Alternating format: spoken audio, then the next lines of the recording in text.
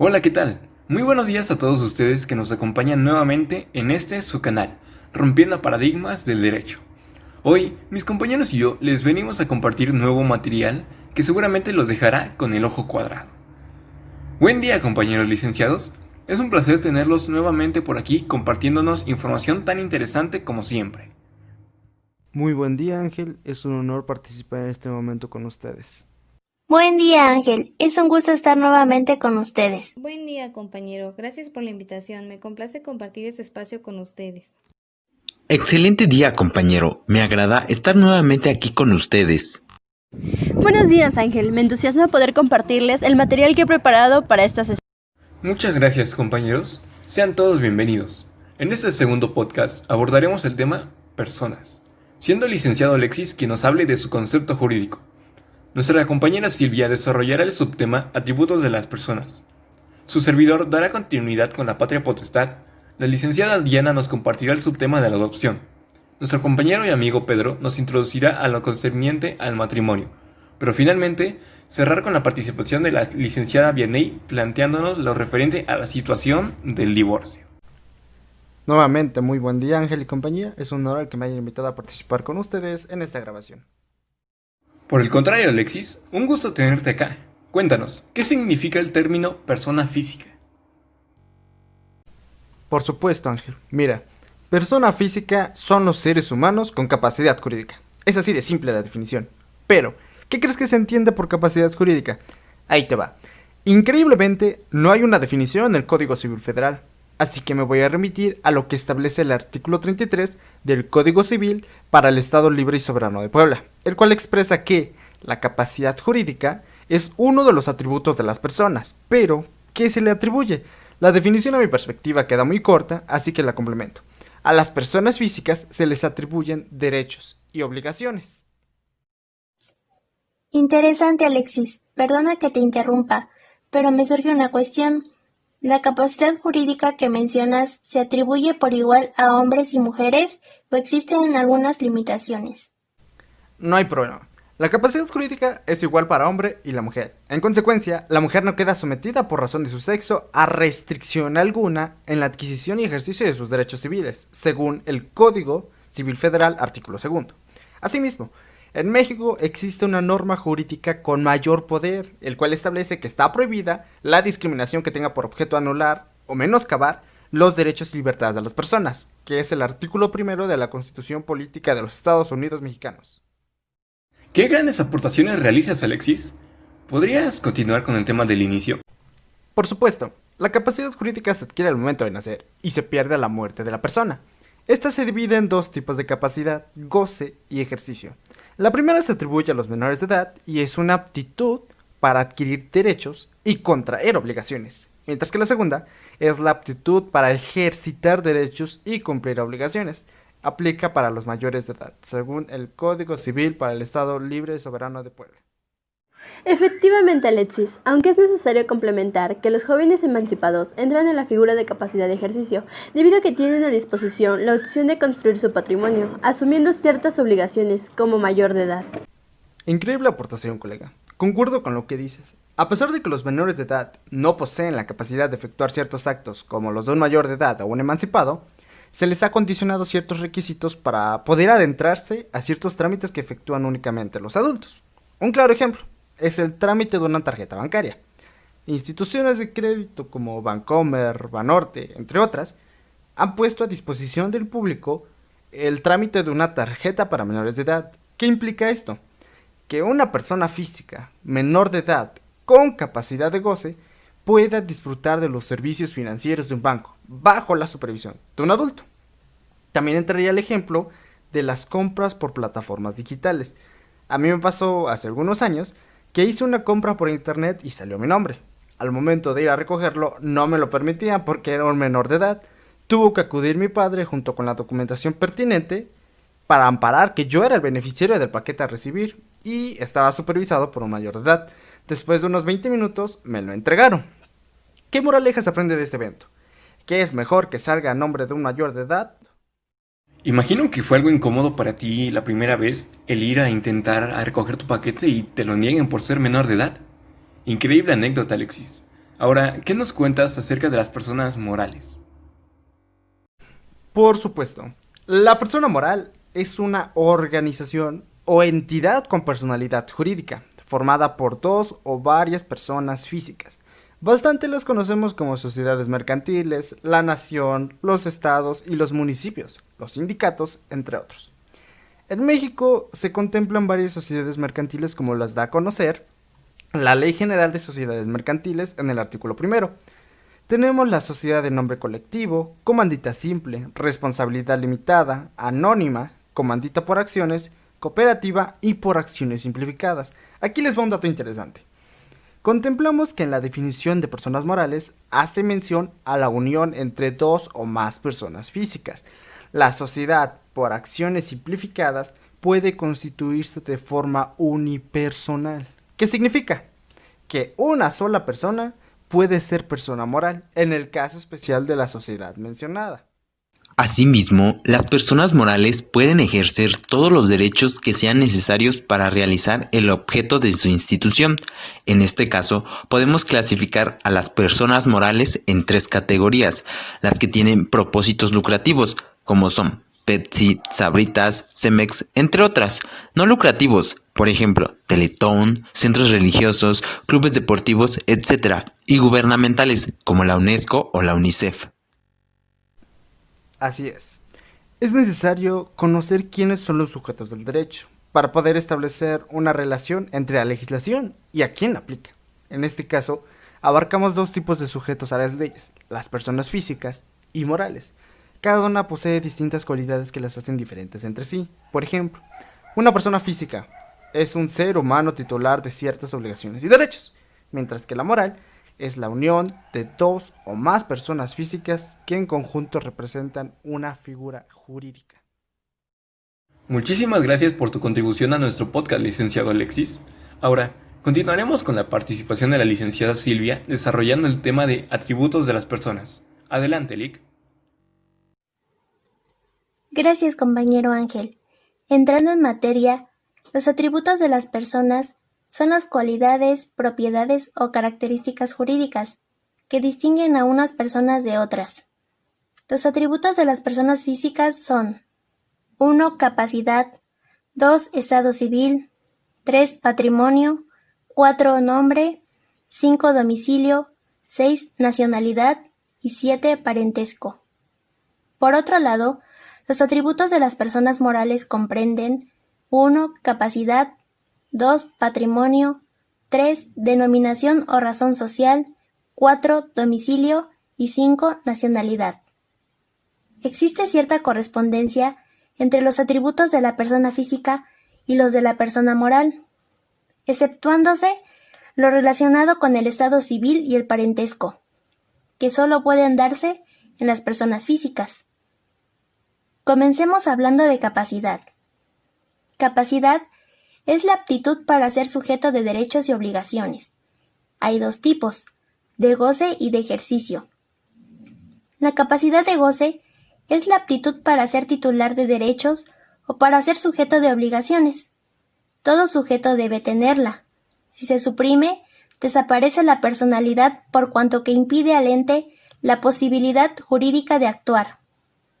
La capacidad de ejercicio supone la posibilidad jurídica en el sujeto de hacer valer directamente sus derechos, de celebrar en nombre propio actos jurídicos, de contraer y cumplir sus obligaciones y de ejercitar las acciones conducentes ante los tribunales. Podemos definirla como la aptitud de participar directamente en la vida jurídica, es decir, de hacerlo personalmente. El Código Civil Federal hace mención de la capacidad en los siguientes artículos. Artículo 22. La capacidad jurídica de las personas físicas se adquiere por el nacimiento y se pierde por la muerte. Pero desde el momento en que un individuo es concebido, entra bajo la protección de la ley y se le tiene por nacido para los efectos declarados en el presente Código. Artículo 23.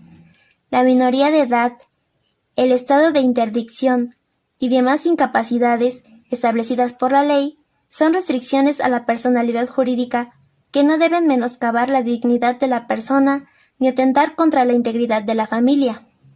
Pero los incapaces pueden ejercitar sus derechos o contraer obligaciones por medio de sus representantes. La capacidad de las personas morales se distingue de la de las personas físicas en dos aspectos. A. En las personas morales no puede existir incapacidad de ejercicio, toda vez que ésta depende exclusivamente de circunstancias propias e inherentes al ser humano, tales como la minoría de edad, la privación de la inteligencia por locura, la sordomudez unida al estado de analfabetismo, la embriaguez consuetudinaria o el abuso inmoderado y habitual de drogas enervantes.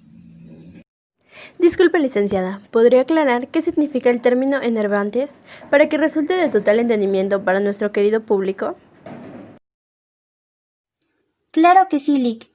Enervantes quiere decir que le impiden realizar ciertas actividades a los seres humanos por la perturbación que causan de sus condiciones físicas y mentales. Continuando con el tema. B. En las personas morales, su capacidad de goce está limitada en razón de su objeto, naturaleza y fines. Se puede entender que dichas entidades no pueden adquirir bienes o derechos o reportar obligaciones que no tengan relación con su objeto y fines propios, y que les estén prohibidos por la ley. En cuanto al patrimonio, en el caso de las personas físicas, es el conjunto de cargas y derechos pertenecientes a la persona y apreciables en dinero. Como atributo de la personalidad, es la facultad o derecho que tiene toda persona para poseerlo sin importar su grado de pobreza o de riqueza. Patrimonio de las personas morales. Antes de entrar en detalle con este tema, debemos tener claro el concepto de persona jurídica. La persona jurídica puede ser definida como toda unidad orgánica resultante de una colectividad organizada de personas o de un conjunto de bienes y a los que, para la consecución de un fin social durable y permanente, es reconocida por el Estado una capacidad de derechos patrimoniales. Ahora sí, entrando a profundidad, dentro de las personas jurídicas se distinguen dos tipos fundamentales: las corporaciones y las fundaciones. 1. Corporaciones. En cuanto a las corporaciones, tenemos que el elemento fundamental de las corporaciones es una organización de personas. Si bien es cierto que en las corporaciones se da un elemento patrimonial en las que no puede faltar tal elemento para lograr su fin, tiene funciones muy diversas de las que constituye el elemento esencial de la corporación. Las personas en la corporación se encuentran determinadas por la misma. En la corporación es la voluntad de sus miembros la que impera, la que gobierna y rige el organismo, pudiendo del mismo modo que asigna un fin inicial a ésta, cambiarlo modificando en determinadas condiciones su estatuto. 2. Fundaciones. El elemento fundamental de las fundaciones es un conjunto de bienes, un patrimonio convertido en un ente autónomo y destinado a un fin. En las fundaciones también hallamos un elemento personal respecto a que los bienes son destinados a una necesidad o fin humanos, representando tal elemento los destinatarios que se benefician del patrimonio. Las personas en una fundación son indeterminadas. Es una organización que se basa en el vínculo de colectividad orgánica que reúne a los miembros particulares o singulares en dicha institución. Carece de la idea de organización y vínculo entre los beneficiarios de la fundación, que solo poseen cierta característica o condición común, enfermedad, defecto físico, pertenencia a una ciudad, etc., exigida a criterio del fundador para poder ser admitidos al beneficio. La fundación se rige por virtud de una voluntad que es ajena al conjunto de destinatarios y de administradores. La voluntad del fundador es la única que impera soberana, de modo que ni un cambio de fin ni un destino diferente del patrimonio es admitido, salvo las causas que por razones de orden o utilidad públicos autorizan al Estado a sustituir el fin frustrado o irrealizable por un nuevo fin y mucho más útil. En las corporaciones, sin que éstas pierdan su carácter de persona jurídica. No siendo así en el caso de las funciones, las cuales no pueden ser concebidas sin el acto primordial y esencial de destino de un patrimonio hacia un fin. Así es, licenciado. En cuanto al patrimonio de las personas morales, observamos que aun cuando de hecho algunas entidades como los sindicatos y las asociaciones políticas, científicas, artísticas o de recreo pudieran funcionar sin tener un patrimonio, existe siempre por el hecho de ser personas la capacidad de adquirirlo. Es decir, cualquiera que sea su objeto y finalidades, deben tener la posibilidad jurídica de adquirir los bienes, derechos y obligaciones relacionados con sus fines. Existen algunas entidades, como las sociedades civiles o mercantiles, que por su naturaleza misma requieren para constituirse un patrimonio, o sea, un capital social que es indispensable formar desde el nacimiento del ente, y a través de las aportaciones que lleven a cabo los socios en dinero, bienes, trabajo o servicios. Referente al nombre, la denominación de las personas morales equivale al nombre de las personas físicas, por cuanto que constituye un medio de identificación del ente absolutamente necesario para que pueda entrar en relaciones jurídicas con los demás sujetos. En cuanto a las personas físicas, este dato de identidad de la persona está constituido por el apellido, nombre patronímico y el nombre de pila. El nombre cumple una función de policía administrativa para la identificación de las personas y desde el punto de vista civil constituye una base de diferenciación de los sujetos para poder referir a ellos consecuencias jurídicas determinadas, tanto en el registro civil como en el registro público de la propiedad. Se imputan derechos o se determinan situaciones jurídicas en función del nombre.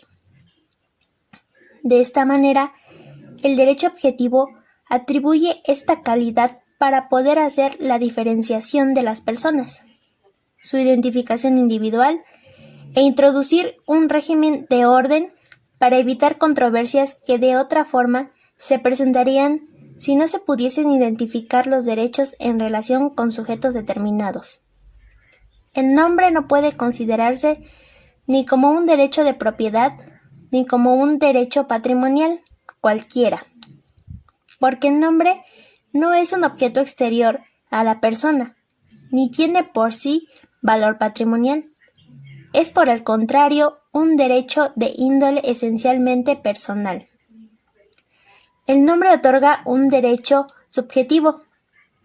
En su definición como facultad reconocida por la norma para hacer u omitir algo, el nombre no quedaría señalado directamente como facultad para hacer algo, pero sí para impedir que otro lo use. Esto no es que el nombre nos conceda una facultad jurídica de acción, sino más bien es una autorización para impedir que otro interfiera en nuestra esfera jurídica y en nuestra propia persona. Es por lo mismo que existe el deber general de respetar el nombre, y está sancionado el uso indebido del mismo, que puede llegar a implicar un delito de falsedad atribuyéndose un nombre que no corresponde al sujeto con el fin de defraudar o causar daño. Respecto a las personas morales, ¿alguien sabe cuáles son las modalidades que se pueden presentar? Sí, el nombre puede adoptar dos modalidades. La primera es la razón social, que se forma con los nombres o los apellidos de uno o varios todos los socios de la organización, y si no figuran todos ellos, llevará al final las palabras y compañía o su abreviatura. En segundo, denominación social. Se puede formar con cualquier palabra o grupo de palabras referentes o no al giro de la entidad económica. Estás en lo cierto, licenciado. Efectivamente, esas son las modalidades que se pueden observar referentes al nombre de las personas morales. Respecto al domicilio, de acuerdo con el Código Civil Federal, tenemos que, artículo 29, el domicilio de las personas físicas es el lugar donde residen habitualmente, y a falta de este, el lugar del centro principal de sus negocios. En ausencia de estos, el lugar donde simplemente residan, y en su defecto, el lugar donde se encontraren. Se presume que una persona reside habitualmente en un lugar cuando permanezca en él por más de 6 meses. Artículo 30. El domicilio legal de una persona física es el lugar donde la ley le fija su residencia para el ejercicio de sus derechos y el cumplimiento de sus obligaciones, aunque de hecho no esté allí presente. Artículo 31. Se reputa domicilio legal del menor de edad que no esté bajo la patria potestad y del mayor incapacitado, el de su tutor. En el caso de menores o incapaces abandonados, el que resulte conforme a las circunstancias previstas en el artículo 29. De los cónyuges, aquel en el cual éstos vivan de consuno, sin perjuicio del derecho de cada cónyuge de fijar su domicilio en la forma prevista en el artículo 29. De los militares en servicio activo, el lugar en que están destinados. De los servidores públicos, el lugar donde desempeñan sus funciones por más de 6 meses. De los funcionarios diplomáticos, el último que hayan tenido en el territorio del Estado acreditante, salvo con respecto a las obligaciones contraídas localmente.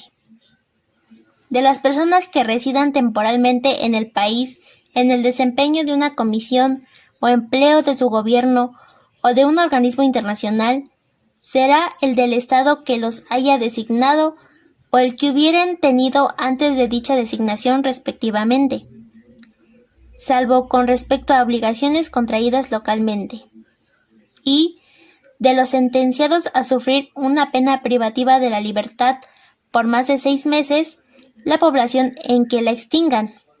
Por lo que toca a las relaciones jurídicas posteriores a la condena, en cuanto a las relaciones anteriores, los sentenciados conservarán el último domicilio que hayan tenido.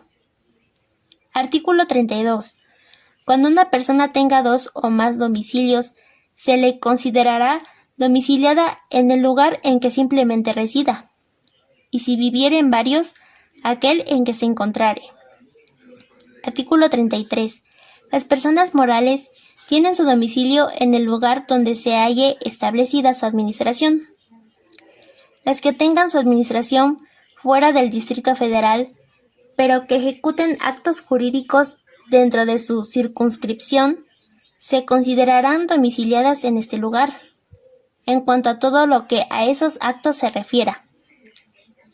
Las sucursales que operen en lugares distintos de donde radica la casa matriz tendrán su domicilio en esos lugares para el cumplimiento de las obligaciones contraídas por las mismas sucursales. Artículo 34. Se tiene derecho de designar un domicilio convencional para el cumplimiento de determinadas obligaciones. Relacionándonos con el tema del parentesco, acorde con el Código Civil Federal tenemos que, artículo 292, la ley no reconoce más parentesco que los de consanguinidad y afinidad. Artículo 293. El parentesco de consanguinidad es el que existe entre personas que desciendan de un mismo progenitor. ¿Alguno de ustedes sabe qué parentesco se adquiere al momento de una adopción? Sí, Lick. En el caso de adopción plena, se equiparará al parentesco por consanguinidad, aquel que existe entre el adoptado, el adoptante, los parientes de este y los descendientes de aquel, como si el adoptado fuera hijo consanguíneo. Efectivamente, Lick. Continuando con nuestro tema, artículo 294. El parentesco de afinidad es el que se contrae por el matrimonio, entre el varón y los parientes de la mujer, y entre la mujer y los parientes del varón. Pasando a otro tema, el estado de las personas es el conjunto de cualidades constitutivas que distinguen al individuo en la sociedad y en la familia. Este depende de 3 hechos o situaciones: la nacionalidad, el matrimonio y el parentesco por consanguinidad o por afinidad. El estado de las personas es un valor de orden extrapatrimonial y por tanto indivisible e inalienable. La ley otorga 2 acciones con relación al Estado. 1. La de reclamación de Estado. 2. La de desconocimiento del mismo. Ahora ahondaremos en el tema de la nacionalidad. En caso del Estado político, se precisa la situación del individuo o de la persona moral respecto a la nación o al Estado a que pertenezca para determinar las calidades de nacional o extranjero. La Constitución Política de los Estados Unidos Mexicanos establece que en el caso de las personas físicas, artículo 30, la nacionalidad mexicana se adquiere por nacimiento o por naturalización. Inciso A. Son mexicanos por nacimiento: 1. Los que nazcan en territorio de la República, sea cual fuere la nacionalidad de sus padres. 2. Los que nazcan en el extranjero, hijos de padres mexicanos nacidos en territorio nacional, de padre mexicano nacido en territorio nacional o de madre mexicana nacida en territorio nacional. 3. Los que nazcan en el extranjero, hijos de padres mexicanos por naturalización, de padre mexicano por naturalización o de madre mexicana por naturalización. Y 4. Los que nazcan a bordo de embarcaciones o aeronaves mexicanas, sean de guerra o mercantes. Inciso B. Son mexicanos por naturalización: 1. Los extranjeros que obtengan de la Secretaría de Relaciones carta de naturalización. 2. La mujer o el varón extranjeros que contraigan matrimonio con varón o con mujer mexicanos, que tengan o establezcan su domicilio dentro del territorio nacional y cumplan con los demás requisitos que al efecto señale la ley. En función a la Ley de Nacionalidad tenemos que, artículo 8, son personas morales de nacionalidad mexicana las que se constituyan conforme a las leyes mexicanas y tengan en el territorio nacional su domicilio legal. Finalmente, revisaremos el estado civil. Se considera en la doctrina que el estado civil de una persona consiste en la situación jurídica concreta que guarda en la relación con la familia. El estado civil se descompone en las distintas calidades de hijo, padre, esposo o pariente por consanguinidad o por afinidad. Las fuentes del estado civil de las personas son: A. Parentesco. B. Matrimonio. C. Divorcio. Y D. Concubinato. El estado civil de las personas se prueba con las constancias del registro civil. En conclusión, sin los atributos de las personas no podríamos participar en ninguna cuestión referente a nuestro país, no seríamos considerados como pertenecientes a él, tampoco tendríamos o poseeríamos nada propio. En pocas palabras, no existiríamos para el Estado. De aquí la importancia de resaltar este tema para que la gente lo conozca. Esto sería todo de mi parte, licenciados. Nuevamente, muchísimas gracias por la invitación y la atención prestada. De acuerdo, gracias por su participación. Continuamos con el licenciado Ángel, quien nos hablará acerca de la patria potestad. Adelante, compañero. Claro que sí. Fíjate que la patria potestad es un tema bien importante, ¿eh? Y que hace poco lo confundía con lo que es la custodia. Pero entrando en tema, se puede definir como el poder que la ley otorga a los padres sobre sus hijos menores de edad no emancipados. Pero también hay que decir que la patria potestad no solo cubre las necesidades jurídicas. Oye, pero ¿qué son las necesidades jurídicas? Buena pregunta. Son aquellas necesidades de las cuales las personas tienen la conciencia de su derecho y saben o intuyen que pueden ser tramitadas en el sistema de justicia. Volviendo al tema, además de las necesidades jurídicas, también abarcan sus aspectos personales y patrimoniales. Esta misma se debe ver siempre en beneficio de los niños. Hay que dejar en claro que aquí los ganadores son ellos. Y te preguntarás, ¿qué es lo que tienen que hacer los padres? Bien, estos se encuentran en la obligación de estar con ellos, cuidarlos, protegerlos, alimentarlos, educarlos, representarlos legalmente y administrar sus bienes. Y si no llegasen a cumplir con sus deberes o fuesen mal ejemplo para el niño, ya sea que cometa algún delito o cualquier mal hábito que le pueda inculcar al menor, simple y sencillamente se les retira la patria potestad. En la mayoría de los casos es ejercida por ambas partes, sin importar el sexo o si estén casados o no. Se podría ejercer solo por una parte, ya sea en el caso de mamá o papá, siempre y cuando la otra parte esté de acuerdo, tal como lo dicta el artículo 156 de nuestro Código Civil. Pero, ¿qué se podría hacer cuando la otra parte no esté de acuerdo? ¿Qué es lo que procede? Para empezar, se tendría que arreglar mediante el diálogo, y si después de eso no llegan a un acuerdo, podrán acudir con el juez, el cual deberá escuchar las declaraciones del padre, madre y del niño. Si el niño es mayor de 12 años o tiene el juicio suficiente, será capaz de decidir con quién quedarse. Oye Ángel, disculpa que te interrumpa. ¿La patria potestad tiene un tiempo límite o algún evento que provoque su extinción? Claro, entrando en la extinción de la patria potestad, según el artículo 169 del Código Civil, establece que la patria potestad se acaba cuando los padres fallecen, cuando el hijo cumple la mayoría de edad, por emancipación o por la adopción del niño. Ahora, déjenles explico qué es la emancipación.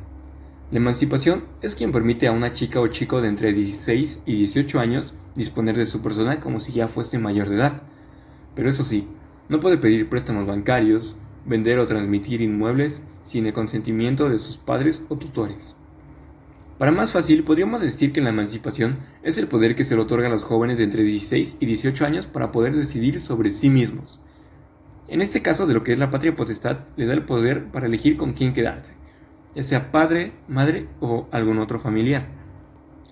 Pasando a otro punto, no sé ustedes, pero a mí me llegó esta duda. ¿Cuál es la diferencia entre la patria potestad y la custodia? Así que me puse a indagar y, en conclusión, la patria potestad es el conjunto de derechos y obligaciones que la ley le otorga a ambos padres sobre sus hijos menores de edad. Por otro lado, la custodia es el cuidado y la manutención por una de las dos partes, ya sea la mamá o el papá. Pero eso no quiere decir que se librará de las responsabilidades quien pierde la custodia, ya que tiene que cumplir con la pensión alimenticia hasta que el menor sea de mayor edad o termine sus estudios.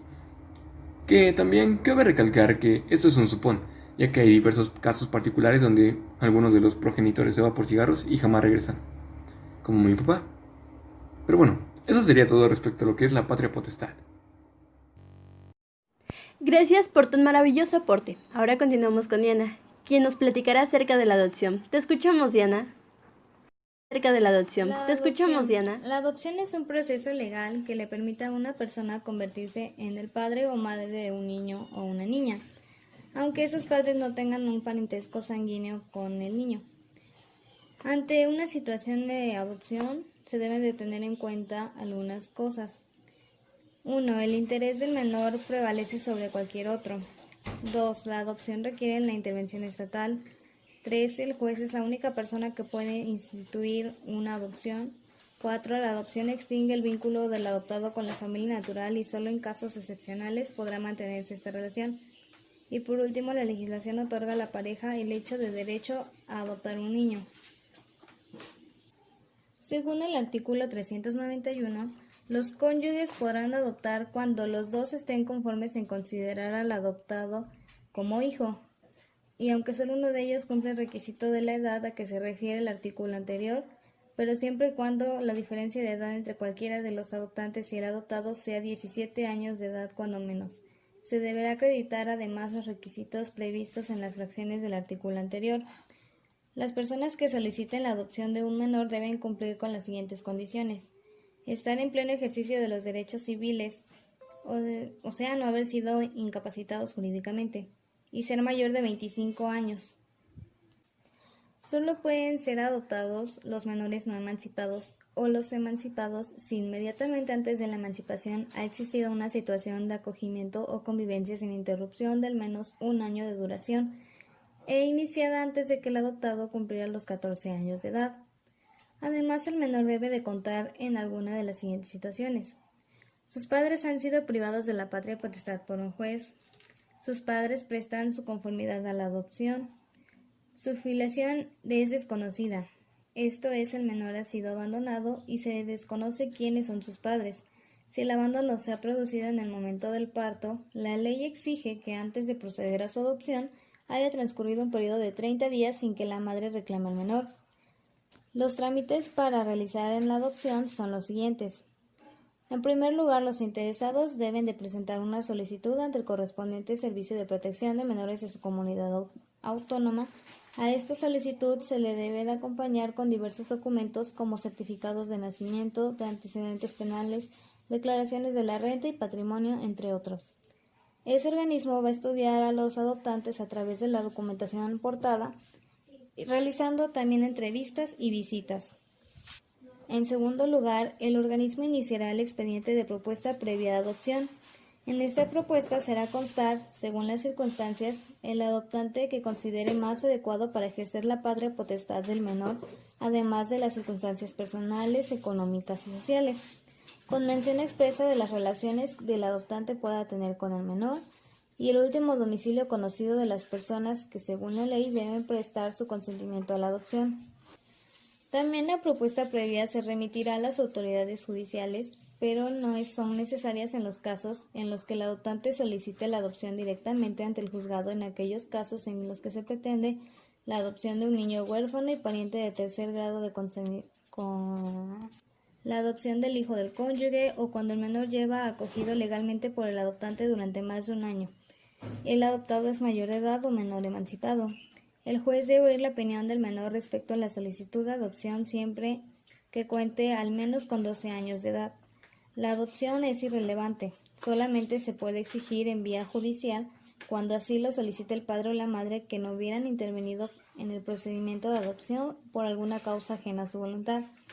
La demanda judicial para revocar la adopción deberá presentarse dentro de los 2 años siguientes a la constitución de la adopción y debe evitarse que su tramitación cause perjuicios al menor. Tras la tramitación del procedimiento judicial, el juez dictará una resolución en la que, si lo considera oportuno, se pronunciará otorgado la filiación del menor a favor del solicitante. Vaya, nunca creí que el tema de la adopción fuera tan complejo. Muchas gracias, Diana. Ahora le damos la bienvenida al licenciado Pedro, que nos va a platicar acerca del matrimonio. Adelante, Pedro. Es un placer volver a estar con ustedes y comentar temas que destacan demasiado. En este momento yo les comentaré sobre el matrimonio. Es común que veamos a familiares contraer matrimonio, pero no sabemos todo lo que influye en este. Abarcaré varios rasgos de este tema para que cuando ustedes contraigan matrimonio sepan a lo que se enfrentan. Explícanos qué es el matrimonio. Bueno, el artículo 139 del Código Civil describe que es la promesa de matrimonio que se hace por escrito y es aceptada. Constituye los esponsales, o sea, la unión legal de 2 personas. Ahora bien, los esponsales son los que constituyen el contrato y por lo tanto deben llenar todos los elementos esenciales y de validez, es decir, el consentimiento y el objeto, y como elementos de la validez, la capacidad, la ausencia de vicios del consentimiento, la forma y un objeto, motivo y fin lícitos. En el artículo 139 se determinan los elementos esenciales de los esponsales, supuesto que el consentimiento se comprende por la ley al hablar de la promesa del matrimonio y de su aceptación. Además, el objeto lícito queda determinado al indicar que se trata de una promesa de matrimonio. También en el contrato de los esponsales, el consentimiento debe manifestarse libremente y en una forma cierta, es decir, no debe haber violencia, error o dolo. Si existiera alguno de esos vicios, el contrato quedará afectado de nulidad relativa. Concuerdo contigo, y en el artículo 140 exige determinada capacidad para celebrar los esponsales, dado que requiere que el hombre haya cumplido 16 años y la mujer 14. Además, cuando los comprometidos son menores de edad, se requiere que consientan en los esponsales sus representantes legales, pues sin este requisito no producirán efectos jurídicos. En pocas palabras, los padres de los que quieren celebrar el matrimonio tienen que estar de acuerdo. Pero si un menor no tiene padres, ¿cómo será este caso? Fácil, se necesita el consentimiento de los tutores, y faltando todo lo anterior, suplirá el consentimiento. Es su caso el juez de lo familiar de la residencia del menor. Bueno, pasemos a otro punto. Para determinar los elementos esenciales del matrimonio, aplicaremos la doctrina general relativa al acto jurídico, pues la naturaleza especial que hemos señalado para aquel no impide que en su celebración se tomen en cuenta las disposiciones generales en el Código Civil, regulan los contratos y que por disposición del artículo 1859 son aplicables a los demás actos jurídicos, en tanto que no se opongan a la naturaleza de los mismos o a disposiciones expresas en la ley. De acuerdo con los artículos 1790, 1798, 1812 a 1834 y 2225 a 2231, son elementos de validez de todo acto jurídico los siguientes: 1. Capacidad. 2. Ausencia de vicios en la voluntad. 3. Licitud en el objeto, fin o condición del acto. Y 4. Firma cuando la ley lo requiera. ¿Existen impedimentos para contraer matrimonio? El artículo 156 enumera 10 impedimentos para contraer matrimonio, previniéndose en el artículo 235, fracción segunda, que el matrimonio será nulo cuando se celebre concurriendo alguno de los citados impedimentos. Mencionaré las más destacadas. La falta de edad requerida por la ley. Algo muy destacado de esta fracción es que se ha querido aumentar la ley para contraer matrimonio, pues se ha comprobado que el fracaso de la mayoría de las uniones entre jóvenes se debe precisamente a la falta de conciencia en la celebración del mismo acto, respecto de todas sus consecuencias y responsabilidades. Otra de ellas es el adulterio existente entre la persona que pretenda contraer matrimonio. Cuando ese adulterio haya sido judicialmente comprobado, consideramos que se violan las buenas costumbres. Dado lo que se está sancionando a través del impedimento que analizamos, no es el delito de adulterio, sino la inmoralidad que después resulta si se permitiera a los adúlteros celebrar matrimonio. La embriaguez habitual, la morfinomanía, la heteronomía y el uso indebido y persistente de las demás drogas enervantes, la impotencia incurable de la cópula, la sífilis, la locura y las enfermedades crónicas e incurables que sean además contagiosas o hereditarias. ¿Habrá derechos y obligaciones al contraer matrimonio? En el Código Civil Federal capítulo 3 se establecen los derechos y obligaciones al contraer matrimonio. Los cónyuges están obligados a contribuir cada uno por su parte a los fines del matrimonio y a socorrerse mutuamente. Los cónyuges vivirán juntos en el domicilio conyugal. Se considera el domicilio conyugal el lugar establecido de común acuerdo por los cónyuges, en el cual ambos disfrutan de autoridad propia y consideraciones iguales. Exacto. Asimismo, los cónyuges contribuirán económicamente al sostenimiento del hogar, a su alimentación y a la de sus hijos, así como a la educación de estos en los términos que la ley establece, sin perjuicio de distribuirse la carga en la forma y proporción que acuerden para este efecto, según sus posibilidades. El marido y la mujer tendrán en el hogar autoridad y consideraciones iguales, por lo tanto, resolverán de común acuerdo todo lo conducente al manejo del hogar, a la formación y educación de los hijos y a la administración de los bienes que a estos pertenezcan. Ahora pasemos a la nulidad del matrimonio. ¿Alguien sabe qué es la nulidad? La nulidad del matrimonio es una forma en que ésta deja de existir, aun cuando ciertos derechos y obligaciones subsistan por disposición de la ley. Sí, y solo existen dos causas de nulidad absoluta: bigamia e incesto. La bigamia es el acto y estado de una persona que contrae un segundo matrimonio estando ya casada. Incesto es tener relaciones sexuales entre familiares. Se remite especialmente a las relaciones sexuales de padres con hijos, abuelos con nietos, hermanos con hermanos y tíos con sobrinos.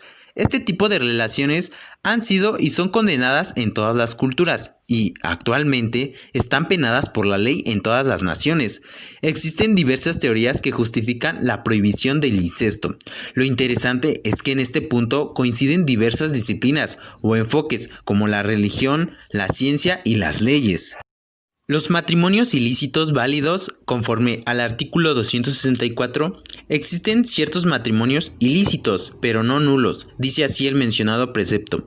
Es lícito, pero no nulo el matrimonio cuando sea contraído estando pendiente la dirección de un impedimento, que sea susceptible de dispensa cuando no sea otorgado la previa dispensa que requiere el artículo 159 y cuando se celebre sin que hayan transcurrido los términos fijados en los artículos 158 y 289.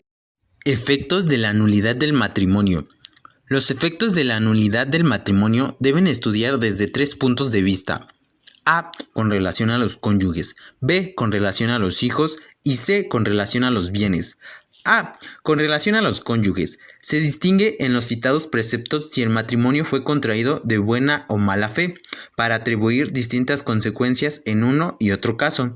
Además, se toma en cuenta el hecho de que ambos cónyuges procedan de buena o mala fe o solo uno de ellos. Con relación a los hijos, estos no sufren las consecuencias de nulidad del matrimonio de sus padres, aun cuando estos hubieran procedido de mala fe, pues se considerará que el matrimonio existió válidamente tanto para los hijos nacidos antes de su celebración, que quedarán legitimados, cuando para los nacidos durante él o 300 días después de la declaración de nulidad, si no se hubieran separado los consortes o desde su separación en caso contrario. En consecuencia, los hijos tendrán la calidad de legitimados o legítimos respectivamente, con los derechos de heredar o exigir alimentos. Y la última, C, con relación a los bienes. Conforme al sistema regulado por el Código Civil vigente, existen 2 regímenes posibles en cuanto a los bienes al celebrarse un matrimonio. A, el de separación de bienes y B, el de sociedad conyugal. El artículo 98, fracción quinta del Código Civil exige que con la solicitud de matrimonio se presente el convenio que los pretendientes deberán celebrar con relación a sus bienes presentes y a los que adquieran después. En el convenio se expresarán con toda claridad si el matrimonio se contrae bajo el régimen de sociedad conyugal o bajo el de separación de bienes. En consecuencia, la ley no presume ningún sistema, sino que es obligatorio convenirlo expresadamente. Pasemos a un punto muy destacado de este tema, que es el matrimonio infantil en otros países. El matrimonio infantil es una práctica tradicional que se lleva a cabo en varios países y se trata de una violación de los derechos de los niños que impide la libertad física de la persona, así como la capacidad de decidir su futuro por sí misma. Níger, República Centroafricana, Chad, Mali, Burkina Faso, Guinea, Sudán del Sur y Mozambique están en la lista de los 10 países con mayor tasa de matrimonio infantil del mundo. Y, como ves, la lista es escalofriante. Si naces en cualquiera de estos países, tienes por lo menos un 50% de posibilidades de casarte antes de los 18 años, según UNICEF. Bueno, con este punto doy por terminado mi tema del matrimonio, no sin antes recordar lo más destacado, como matrimonio. Definimos al matrimonio como una institución social que permite la creación de un vínculo entre 2 miembros, que son cónyuges, siendo una unión de reconocimiento social y contando con el sustento de normas jurídicas para su ejecución, sus derechos y obligaciones. Además de ello, contar con otra fuente como lo son las costumbres y usos de una sociedad determinada, variando en torno a la misma. La unión mediante el matrimonio permite hacer legítima la filiación de los hijos que han sido concebidos o aquellos hijos adoptivos, dependiendo siempre de las distintas leyes y normas que posee una sociedad determinada, con sus respectivas obligaciones y derechos.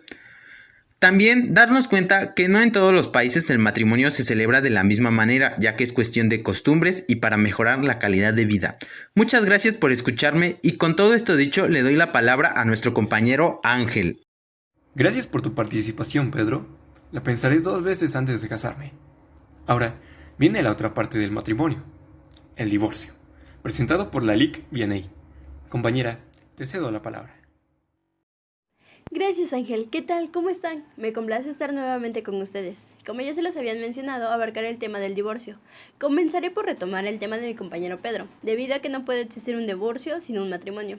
Los tiempos cambian. Nuestra sociedad no es la misma de hace 50 años. Ahora se caracteriza por estar formada por personas que no se conforman con los paradigmas o presiones sociales establecidas. Tienen su propio ritmo en todos los aspectos de su vida, principalmente en el matrimonio. Entre sus principales objetivos no se encuentra el casarse. ¿Ustedes realmente añoran casarse? No. Sí. No lo sé. Creo que por el momento tengo otros objetivos en mente. Actualmente es difícil que se quieran comprometer por diversos motivos, como lo es el caso de su crecimiento personal, así como profesional. Anhelan la libertad de volar alto, pero cuando deciden casarse siguen siendo exigentes en todo el esplendor de la palabra. Las mujeres ya no piensan tolerar a un hombre machista, ellas buscan el crecer y desarrollarse como persona, ya no se toleran abusos. Al mínimo error se decide terminar, porque no está cumpliendo con las características que su pareja desea. Como se había mencionado, esta generación no hace lo que se había dictado como correcto durante años. Ahora se actúa acorde a la felicidad de cada persona. Pero la ley marca algunas causas por las cuales se llega a realizar el divorcio, de acuerdo con el artículo 267, que dice: el adulterio debidamente probado de uno de los cónyuges, padecer enajenación mental y curable, la imitación a la violencia hechas por un cónyuge al otro para cometer algún delito, los actos inmorales ejecutados por el marido o por la mujer, la separación de los cónyuges por más de 2 años, independientemente del motivo que haya originado la separación, el mutuo consentimiento. Por estos motivos ocurre el divorcio, pero ¿cuál es la definición precisa de este término? Es común escuchar esta palabra en nuestra vida diaria. Por este motivo es difícil lograr darle un significado preciso y congruente. De acuerdo con el artículo 226 del Código Civil, el cual dice: el divorcio disuelve el vínculo del matrimonio y deja a los cónyuges en actitud de contraer otro. Haciendo una pequeña intervención, quiero comentar que es una realidad ver más hogares con padres divorciados. Es sorprendente. Así es. Los números hablan, y de acuerdo con el INEGI, tan solo entre los años 2010 y 2017 se han registrado un total de 910.362 divorcios, siendo este un incremento del 181.95%, a comparación del principio del nuevo milenio. La ley también estipula tipos de divorcio. El primer divorcio es por mutuo consentimiento. Como su nombre lo dice, es voluntario, se solicita por la pareja mediante un convenio en el cual se debe de especificar quién o quiénes se harán cargo de los hijos del matrimonio durante el proceso legal y después de este, dónde vivirá cada uno de los cónyuges durante el proceso del divorcio, la cantidad que deberá pagar un cónyuge a otro para mantener a los hijos durante el proceso y después del divorcio, y cómo se van a repartir los bienes. Los niños son quienes resisten toda esta situación. Lamentablemente, así es. Este tema es complicado tratar con los niños. Sin embargo, existen cuentos para explicar esta situación a los pequeños. Entre ellos se encuentran Los días raros, de María Fernanda Heredia y Roger Icaza. Continuando con el tema, los tipos de divorcio, se encuentra el divorcio necesario, en el cual es solicitado por uno de los cónyuges, por adulterio comprobado, cuando el marido proponga que la esposa se prostituya, que uno obliga a otro a cometer cualquier tipo de delito, cuando alguno de los dos corrompa a los hijos, si uno de los dos padece alguna enfermedad contagiosa, incurable o hereditaria. Y para finalizar, se encuentra el divorcio administrativo. Para llevarlo a cabo se debe comprobar que ambos deben de estar de acuerdo en divorciarse. Los dos deben ser mayores de edad y no haber tenido hijos durante su matrimonio. Si se casaron por sociedad conyugal, ambos deben estar de acuerdo en la forma en que se repartirán los bienes. Deben solicitar personalmente el divorcio al juez del registro civil, haber estado casado por lo menos 1 año, presentar copias certificadas de su acta de matrimonio y nacimiento para comprobar que son mayores de edad y que están casados, demostrar que la mujer no está encinta mediante un certificado médico. Pero antes de concluir cualquier tipo de divorcio, se debe agotar la mediación.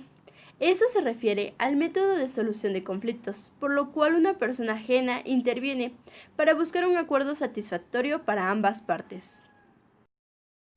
¿Cuánto dura el proceso de divorcio? El tiempo es relativo, dependiendo de la causa de este. El divorcio administrativo es normalmente rápido. Es un procedimiento corto, que dura de 15 a 30 días. El divorcio voluntario toma un lapso de 2 a 3 meses. Lo importante en este caso es que ninguna de las dos partes falte a las juntas de avenimiento que fija el juzgado. Por cada falta, el proceso se retrasa por lo menos 3 semanas más. Y el divorcio necesario, al tratarse de un juicio muy crítico y complicado, tiene un tiempo de duración muy variable. Puede tardarse entre 6 a 18 meses. De acuerdo con todo lo mostrado anteriormente, se puede concluir la importancia de decidir con quién compartir tu vida. Sin embargo, si no es lo que imaginabas, para eso está el divorcio, el cual se encarga de disolver ese vínculo, dándote la libertad de contraer otro. ¡Wow! Sí que es algo complicado. Muchas gracias, Vianey, y a todos los participantes de este podcast por llenar de conocimiento a todos nuestros oyentes. Quiero agradecerles nuevamente a todos mis compañeros por su participación y a nuestro público por su preferencia. Así es como cerramos este podcast, y espero verlos en la siguiente por su canal, Rompiendo Paradigmas del Derecho. Hasta la próxima.